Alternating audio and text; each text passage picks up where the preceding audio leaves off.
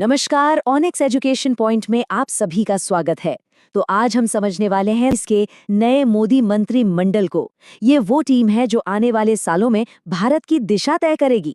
तो आखिर कौन है वो चेहरे जिनके कंधों पर देश को आगे ले जाने की जिम्मेदारी सौंपी गई है? चलिए एक एक करके जानते हैं। अच्छा, तो इस पूरी बात को समझने के लिए हम इसे 5 हिस्सों में देखेंगे।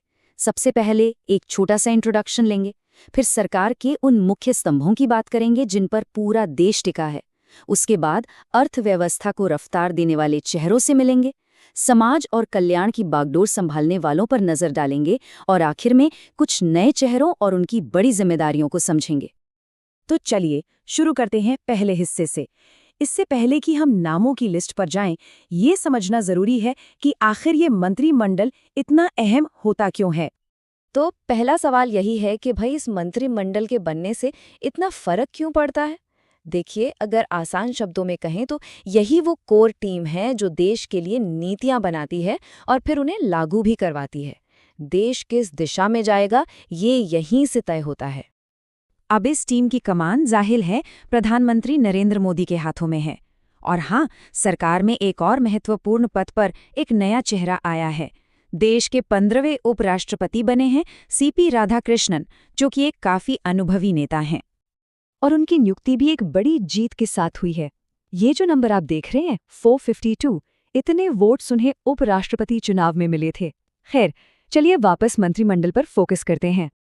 तो अब बात करते हैं सरकार के उन 4 सबसे बड़े स्तंभों की जिन पर देश की सुरक्षा और शासन की सबसे बड़ी जिम्मेदारी होती है। आप इन्हें सरकार की कोर टीम भी कह सकते हैं। और यहाँ सबसे बड़ी बात यह है कि इन 4 बड़े मंत्रालयों में कोई बदलाव नहीं किया गया है। ये एक तरह से सरकार की नीतियों में स्थिरता और निरंतरता का साफ संकेत है। राजनाथ सिंह जी रक्षा, अमित शाह जी गृह, निर्मला सीतारमण जी वित्त और डॉक्टर एस जयशंकर विदेश मंत्रालय संभालते रहेंगे। यहाँ एक बात और ध्यान देने वाली है। अमित शाह जी गृह मंत्रालय के साथ साथ सहकारिता मंत्रालय भी देख रहे हैं। आपको याद होगा, ये मंत्रालय 2021 में ही बनाया गया था, जिसका मकसद देश में सहकारी आंदोलन को और मजबूत करना है। चलिए अब उन मंत्रियों पर नजर डालते हैं जिनके कंधों पर देश की अर्थव्यवस्था और इंफ्रास्ट्रक्चर को आगे बढ़ाने का जिम्मा है। इस टीम में भी कुछ बड़े और जाने पहचाने नाम हैं।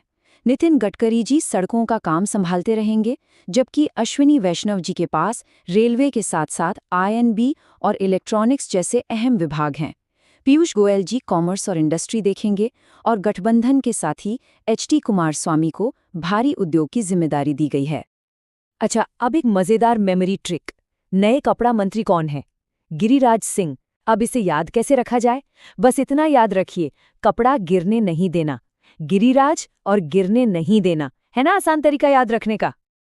अब बात करते हैं उन मंत्रालयों की जो सीधे सीधे हम सबकी जिंदगी से जुड़े हैं, यानी शिक्षा, स्वास्थ्य और कल्याण।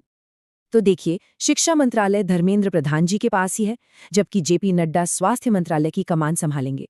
और हाँ, एक बहुत बड़ी नियुक्ति हुई है शिवराज सिंह चौहान जी की।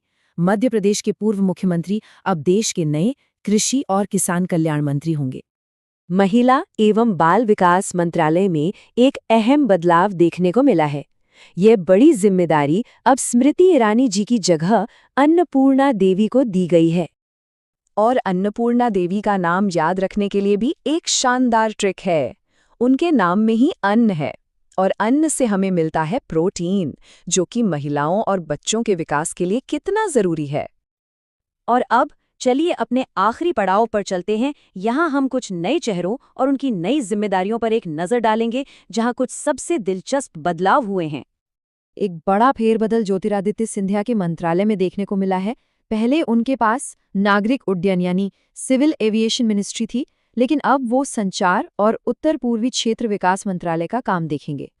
कई पूर्व मुख्यमंत्री भी अब केंद्रीय मंत्रिमंडल का हिस्सा बन गए हैं, जैसे हरियाणा के मनोहर लाल खट्टर जी को ऊर्जा और शहरी मामलों जैसे बहुत जरूरी मंत्रालय मिले हैं। बिहार के जीतन राम मांझी अब सूक्ष्म, लघु और मध्यम उद्यम यानी एमएसएमई मंत्री हैं, और राजीव रंजन लल्लन सिंह जी पंचायती राज और मत्स्य पालन की जिम्मेदारी संभालेंगे। एक और मेमोरी ट्रिक हो जाए, मनसुख मंडाविया जी को युवा मामले और खेल मंत्रालय मिला है। अब इसे कैसे याद रखें? सोचिए, कोई युवा मन से सुखी कब होगा? भई जब उसे रोजगार और खेलने के अच्छे मौके मिलेंगे, तो बस मनसुख मंडाविया। और हाँ, आखिर में ये जानना भी बहुत जरूरी है कि कुछ बेहद अहम विभाग सीधे प्रधानमंत्री के पास ही रहते हैं, जैसे कि कार्मिक, परमाणु ऊर्जा और अंतरिक्ष विभाग। इसके अलावा कोई भी मंत्रालय जो किसी और को नहीं दिया गया है, वो भी प्रधानमंत्री के ही अधीन आता है। तो ये थी मोदी मंत्रिमंडल की नई टीम। कुछ पुराने चेहरों पर भरोसा जताया गया है, तो कुछ नए चेहरों को मौका दिया गया है। अब सबसे बड़ा सवाल यही है कि निरंतरता और बदलाव का ये मिश्रण भारत की चुनौतियों और अवसरों का सामना कैसे करेगा। खैर, इसका जवाब तो हमें आने वाला वक्त ही देगा। हमारे साथ जुड़ने के लिए आपका बहुत बहुत धन्यवाद।